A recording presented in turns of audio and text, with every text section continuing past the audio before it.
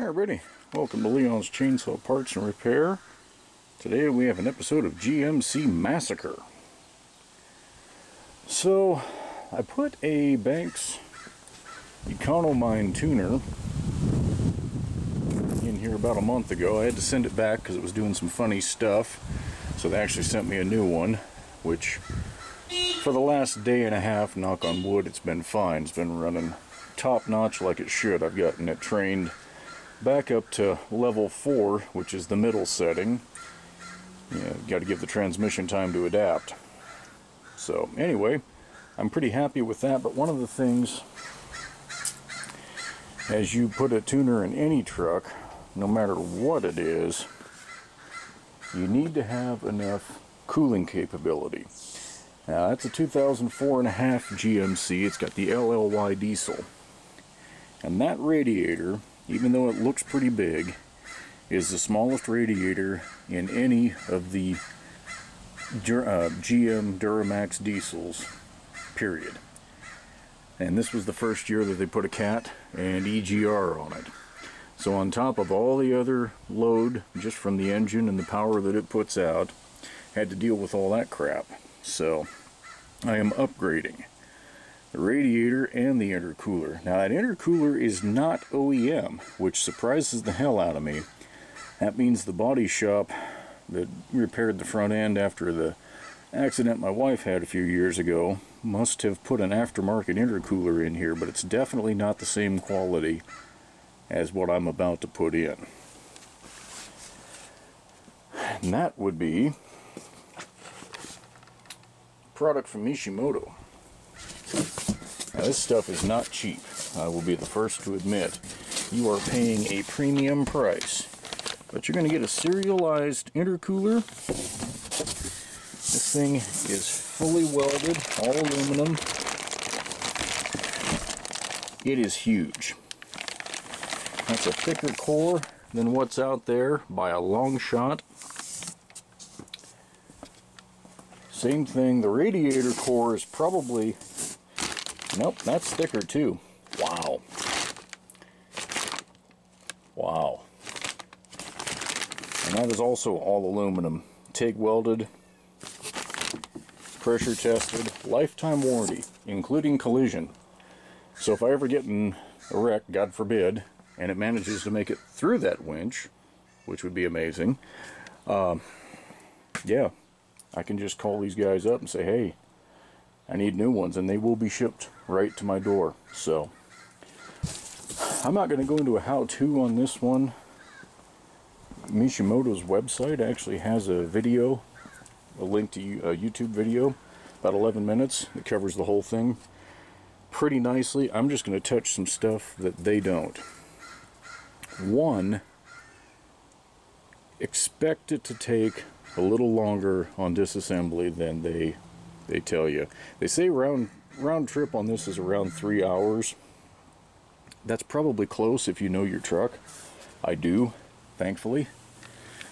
But if you haven't had these inner wheel liners out ever, or for, whoop, sorry, didn't mean to zoom, or for a long time, these little pop clips are going to be a bastard, and you're going to break a couple. So make sure you pick up at least a package of spares, you know, before you start. What else did I run into? It's going to be slow and messy. You know, no matter how long you let it sit, you're still going to have some remaining transmission oil that's going to make a mess. Make sure you got your pans down there. Even with all of that, I still managed to get some down the driveway. Not a lot, but some.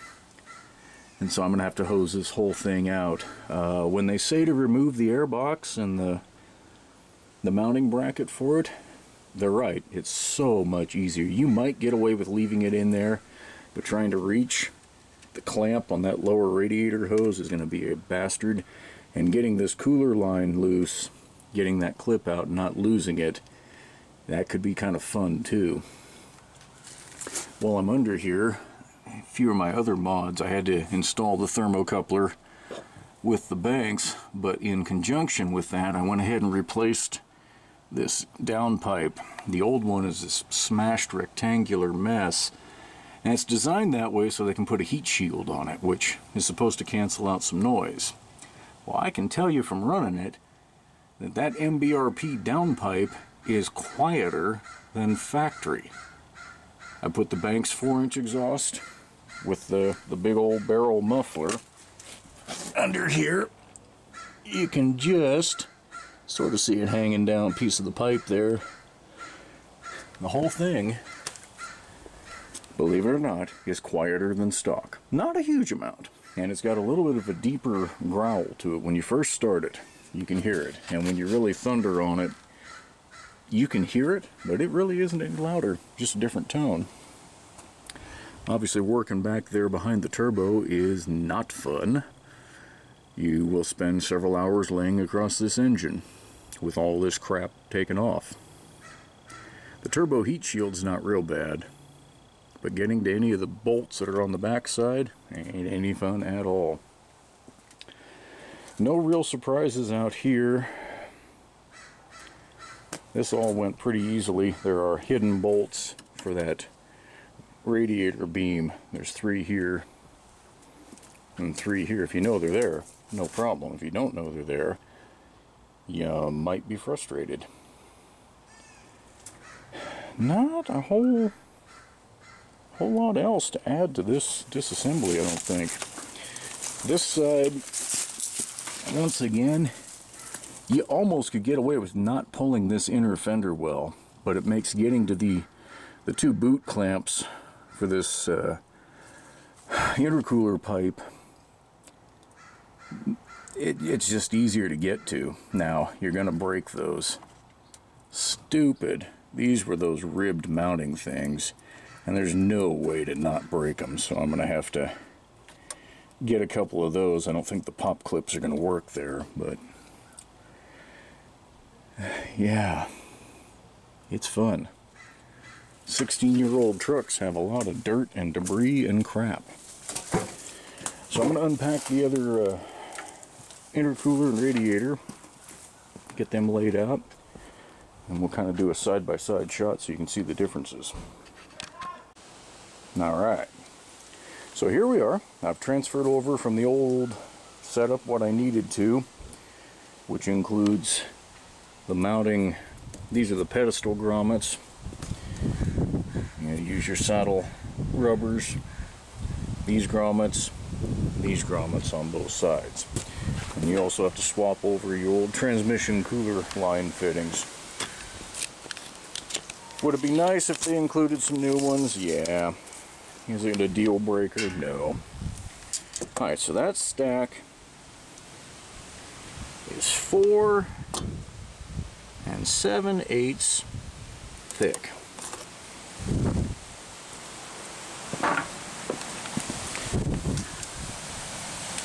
This stack is almost, and it's about 1/8 of an inch shorter. So where's the difference? Well, I'm hoping there is one. Now I know that that intercooler is not a Mishimoto.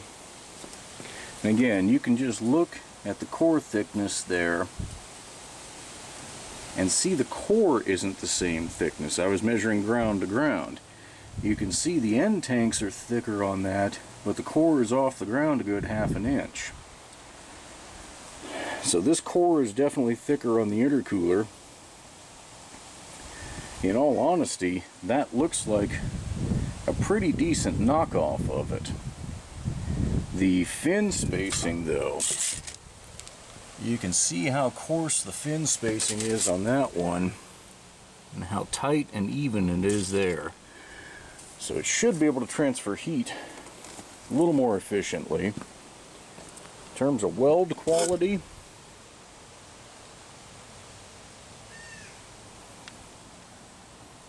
I'm going to give that one to Mishimoto. This all looks pretty damn clean. I suppose it's robot welded, but I'd like to think somewhere that there's some guy who knows how to weld aluminum that nicely. I know I can't. So the radiator is definitely an upgrade Again, there's no plastic end tanks on this. That old factory, that is a GM radiator, and that's got the plastic end tanks that are crimped in place, which means there's a seal that can go and blah blah blah. We all know how that crap goes. Not going to have that problem here, and it's going to dissipate heat out of these aluminum end tanks on top of through the normal methods. So far everything has lined up exactly as I would hope. I'm going to go ahead and drop this heavy bastard in place and see how this goes. Alright, here it is all back together. Not a lot to see. You can see the aluminum tank peeking out right here. Everything lined up perfectly. The only modification you have to make is to your TCM. You've got to notch a little bit, and I mean not much. I went more than I needed to because I didn't want to make more than one cut, but just a little bit of plastic right here. This fan shroud is in the same spot. The distance from the shroud to the engine is the same. That does not change. I know there's been a few aftermarket ones that I've read about where it pushes the entire assembly closer to the fan, and it makes working with the fan shroud and some of the other stuff in the engine a little more difficult. That's not the case here. All the connections are in the absolute factory locations. Everything lined up perfectly.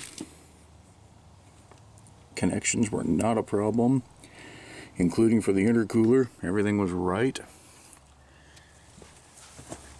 That's a Banks. They're upgraded hot side pipe. It's a little bit bigger. You can see that it expands as it comes out of the turbo, and it matches up to this Mishimoto unit perfectly, and it would match up to Banks' own intercooler perfectly as well. But Banks' intercooler, I want to say it was about 300 more than the Mishimoto, and based on my experience with other Mishimoto products, I was comfortable with it. My first experience is this transmission cooler. That thing is a massive upgrade over the stock unit that was about half its size. You can actually keep your transmission too cool if you want to. If I was really towing in the winter, I'd probably actually have to baffle part of it off to get it up to temperature.